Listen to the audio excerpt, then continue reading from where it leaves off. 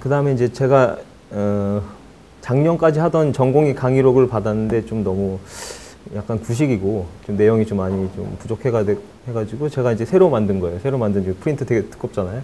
이거를 오늘 어떻게 다 하겠어요? 8시간 만에 서학과를. 말이 안 되죠.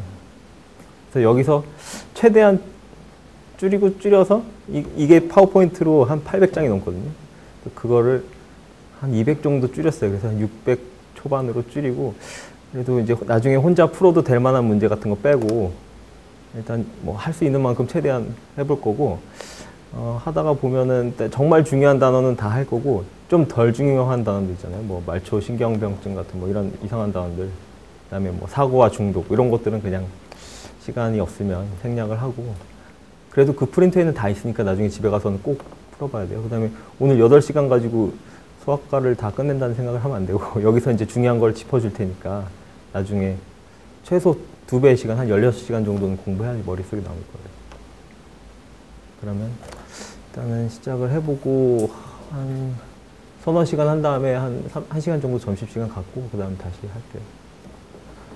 자, 그러면 이제 시작해볼게요. 좀 빨리 진행할 거니까. 그 다음에 이제 종이에는 있고 여기에 없는 거 있거든요. 그럼 그 종이에 없으면 이제 빨리빨리 넘어가서 쫓아와야 돼요. 알겠죠?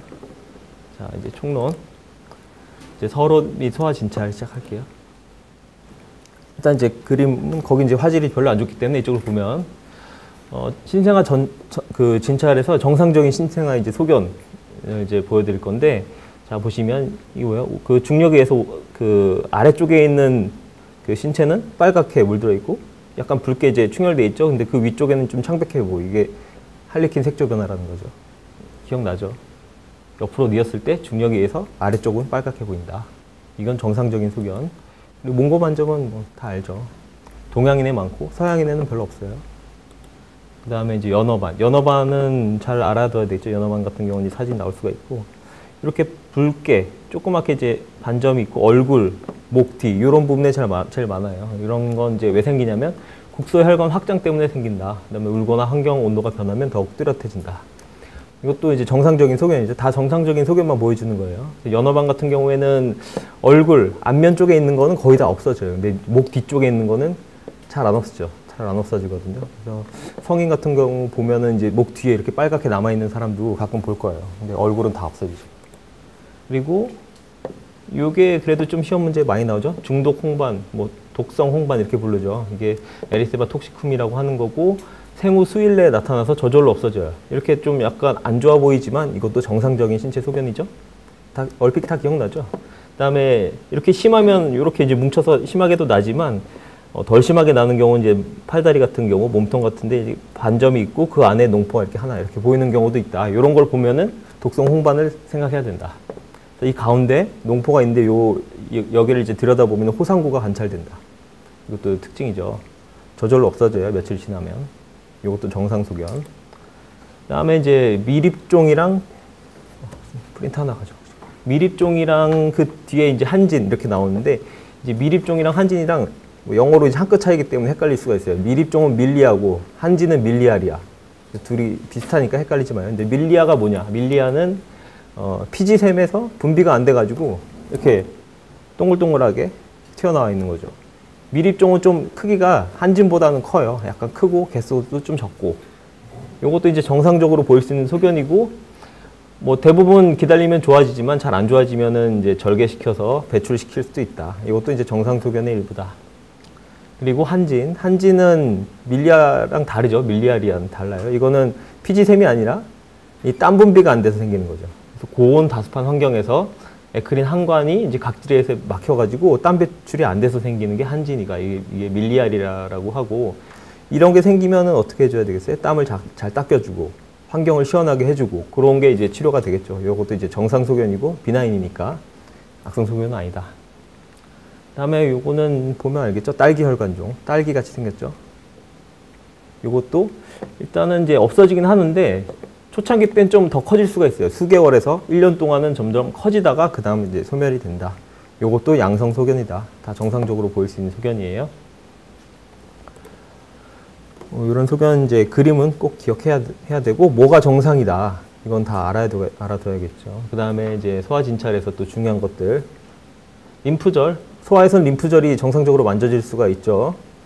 림프절 근데 이제 크기가 얼마만큼 만져줘야지 정상인지 이 기준을 알아야 되는데 이제 목이랑 겨드랑이는 1cm까지 정상이고 그다음에 사타구니 쪽에는 1.5cm까지 정상이다.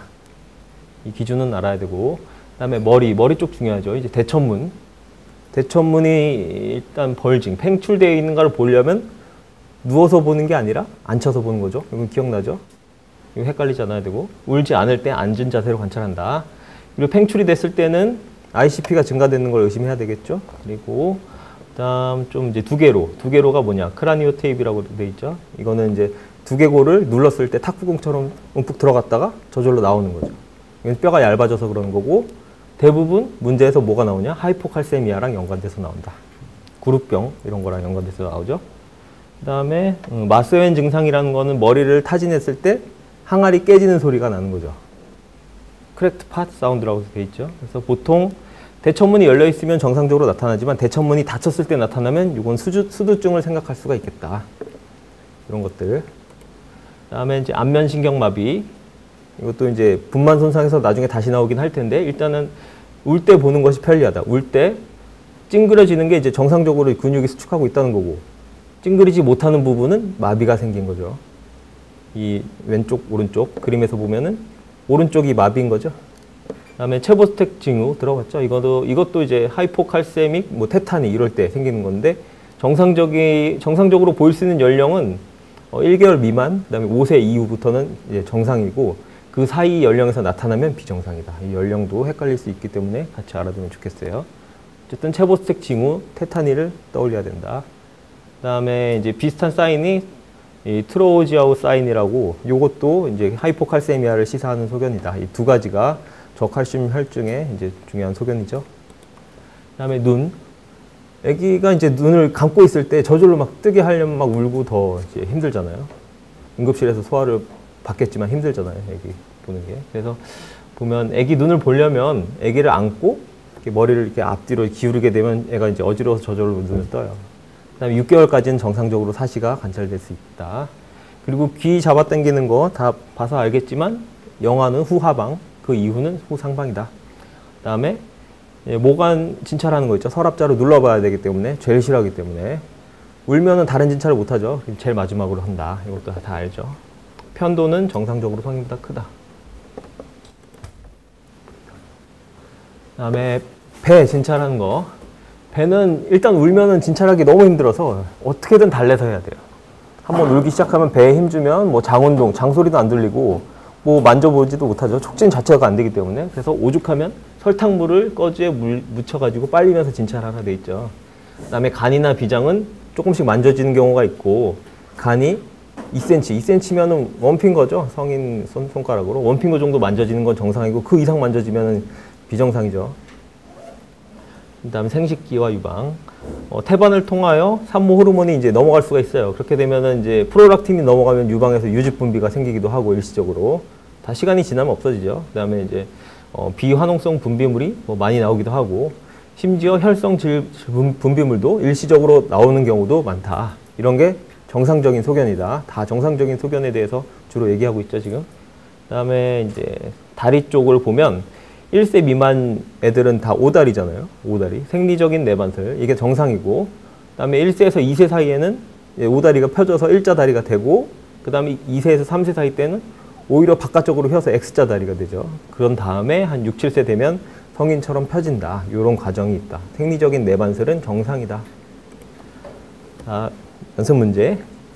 2주된 여기 앞에 나온 내용이 아니에요. 이거 이제 따로 공부하라는 내용이고 2주된 신생아가 왼쪽 눈 한쪽 눈에 고름이 섞인 눈물을 많이 흘렸다. 여기서 이제 고름까지 줬는데 사실 고름까지 나오는 경우는 별로 없고 한쪽 눈에 눈물이 되게 많이 흘려서 오는 경우는 일단 코 눈물관 막힘증을 먼저 생각해 봐야 된다. 뭐 나소라크리말 덕트 옵스트럭션이라고 하죠.